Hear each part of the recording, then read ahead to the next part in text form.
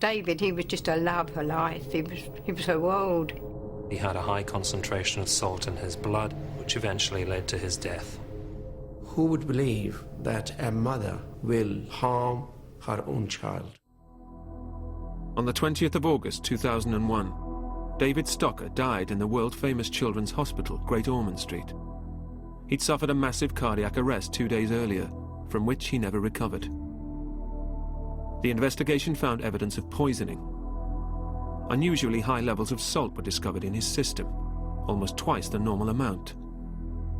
The question for doctors and police was, who could have done it? And amazingly as it seemed, they had only one credible suspect. She killed her seriously ill 9-year-old son by spiking his hospital drip with salt. Now, Patrina Stocker from Romford in Essex faces jail after being found guilty of manslaughter. During her trial, the court heard how doctors were unable to treat her son David because Mrs. Stocker misled them. Tonight, how a mother's love for her son turned into a fatal obsession. The mystery surrounding the boy's death and the shockwaves it sent through the medical profession.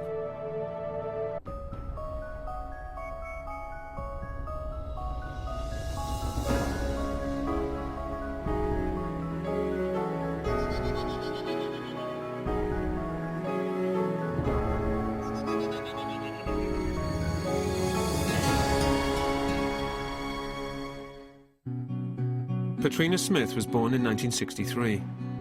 She grew up just outside London, in Romford, Essex. She was a very happy child. She was never any trouble at all as a child. She mixed sociably with everybody. She had no problem whatsoever. At 16, Patrina met Keith Stocker. At 19, she married him. And 10 years later, she became pregnant. Patrina was absolutely elated when she found she was pregnant. Well, that was her life. It's what she wanted. She was completely overjoyed. She threw her arms around me. Oh, Mum, wonderful. We're just so happy about it. Patrina gave birth to baby David on the 27th of March, 1992. According to relatives, she devoted herself to her new son from the very beginning. Her whole life was David. Right from when it was mothers and toddlers, and they would sing the songs together. David later attended his local primary school in Hornchurch. His teachers described him as a very active and hard-working pupil, while his mother became involved in all aspects of his school life. They would sit together and do the homework and help him out with everything, and if he needed any books or if he needed anything to help him with it. He did very well at school, David. To the outside world, the Stockers were a normal and happy family. David's relationship with his mother, Patrina, was a good and close one. He was clearly very strongly bonded to her. They were both two of a kind. They were both the same nature. Very quiet. They got on with what had to be got on with. That's probably how they got on so well together, because they seemed to know what each other was thinking, and well, there was so much love between them. David was a happy-go-lucky and fit child through to and including his 9th birthday. He was active at home. His hobby was karate, and he had other activities as well. He absolutely loved his karate, and he was very, very good.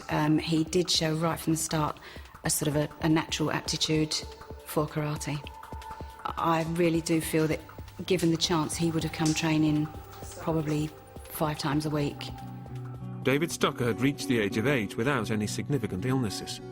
He was happy, active, and had a good school attendance record.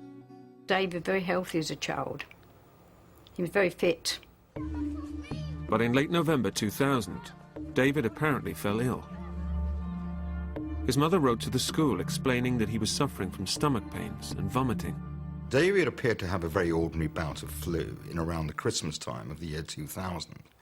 Following on from that, he appeared to develop some abdominal cramping.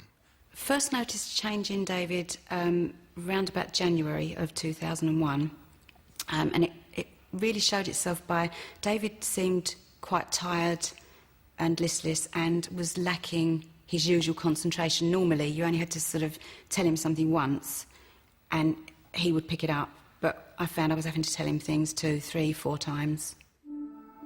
David's condition deteriorated. His school absences grew longer and more frequent, and he became less involved in his karate classes. David's father, Keith, did actually tell me at that stage that David was having a problem, that he wasn't very well. He just said he had a tummy problem. In February 2001, David was due to take his karate grading qualification. His teacher and parents decided he was too unwell to take part, but David himself was very determined. David actually decided himself that he wanted to do the grading, and he turned up on the day, and to be honest, I wasn't expecting him to perform particularly well because he had been very obviously unwell, and he actually put in an absolutely blinding performance at his grading. And I think in the years I've been teaching, if we've given out 15 distinctions, that's a lot, and he actually got a distinction on that day.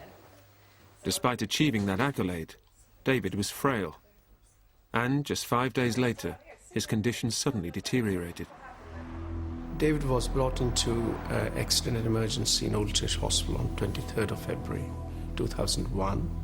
His symptoms were abdominal pain, and at that stage the diagnosis was constipation. David was later discharged, but when his condition failed to improve, his mother Petrina took him to the hospital again.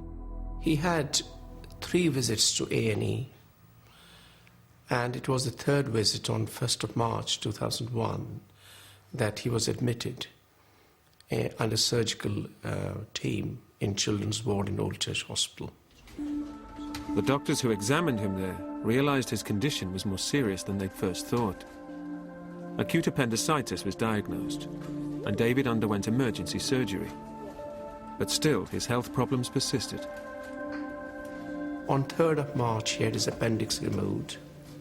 His post-operative recovery was not what we had expected. It was prolonged. He still complained of abdominal pain, vomiting, and the clinicians on the ward rounds found him very pale, lethargic. When we went in to see David, it was after his operation. To be honest with you, he was absolutely listless. He had no life at all.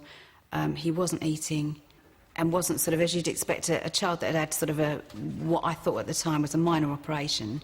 You'd expect him to be recovering. As well as being slow to recover, David was displaying another worrying symptom. At irregular intervals, his urine samples contained blood. His doctors were puzzled. There seemed to be no medical explanation. It was the 3rd week of David's illness from the start, and we were stagnating with no diagnosis, and it was appropriate for us to call for a second opinion, and that's why he was transferred to Great Ormond Street on 14th of March. London's Great Ormond Street is one of the world's most renowned children's hospitals. It was hoped that doctors here would find a cure for David after months of mystifying illness.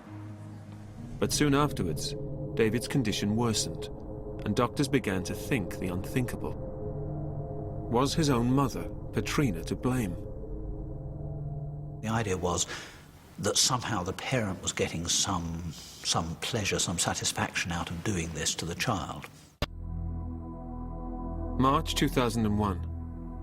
David Stocker, an 8-year-old boy from Essex, has been suffering acute stomach pain. After being admitted to his local hospital, Old Church, doctors perform an operation to remove his appendix. But they're worried by 2 facts. His condition does not appear to be improving, and he's also producing unusual samples. They feel a second opinion is necessary and have referred him to the Great Ormond Street Hospital for Children in London.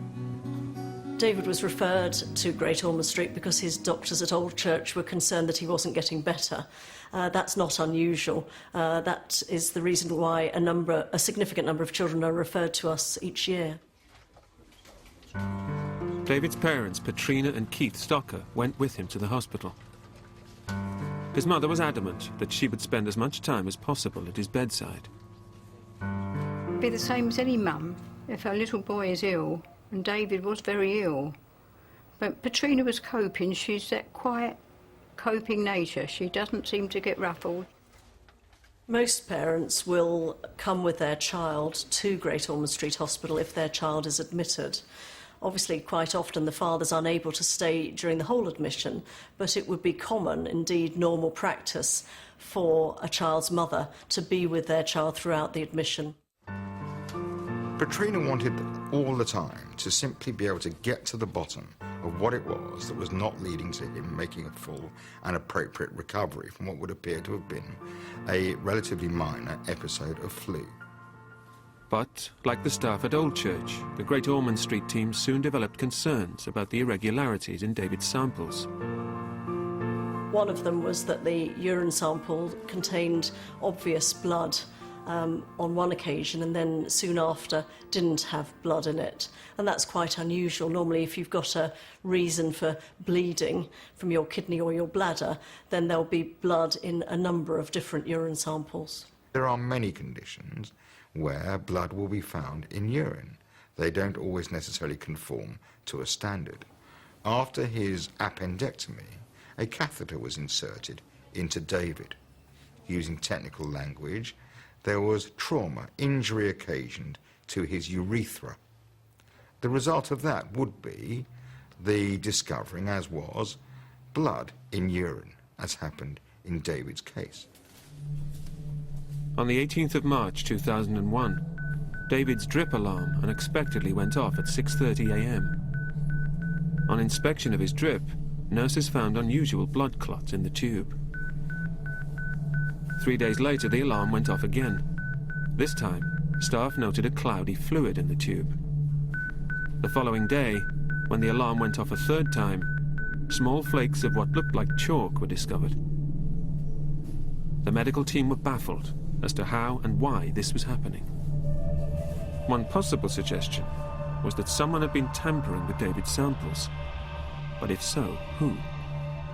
The nurses began to look at the possibilities. And it was at this time that the condition Munchausen's by proxy, with reference to David's mother, was mentioned in his medical notes. Munchausen's by proxy is a term that we started using in the 1960s to describe children who were brought to doctors by their parents with complicated symptoms of illness which nobody could work out, and they would often go from doctor to doctor to doctor. The children would have test after test after test, investigation after investigation. Actually, there was nothing wrong with them at all. They had no illness at all. The parent was simply telling you lies. So that was one group. And there was another group who actually did harm their children by doing really strange things to them. Injecting them with insulin. You know, maybe the parent was a diabetic, so they had insulin at home. Injecting them with dirty pond water. Briefly suffocating them repeatedly, things of that nature. So those two sorts of things were lumped together as Munchausen syndrome by proxy, because the idea was that somehow the parent was getting some pleasure, some satisfaction out of doing this to the child. The possibility that David's mother might have been tampering with his samples and drip caused the staff to keep a closer eye on his bedside. But there were other possibilities to consider too. It's extremely unusual for intravenous lines to get contaminated. Just very, very occasionally there can be some sort of contamination, something wrong with the batch. And I imagine that the clinical staff assumed that that was the most likely explanation. Gradually, David's condition improved enough for him to be transferred back to his local hospital. David came back to Old Church on 28th of March. He was observed in the ward, and various health agencies like mental health team, physiotherapist, dietitian were called, and they got involved in his care. But despite the presence of so many experts, no one could come up with a convincing explanation for what was wrong with him. David continued to be poorly, his mobility was limited, he was able to walk with a Zimmer frame, and he spoke very softly, and he wasn't well. David's urine appeared to contain blood. This could not be explained, and his urine sample was sent to the lab for culture to find out if it was infected. And in fact, that wasn't so.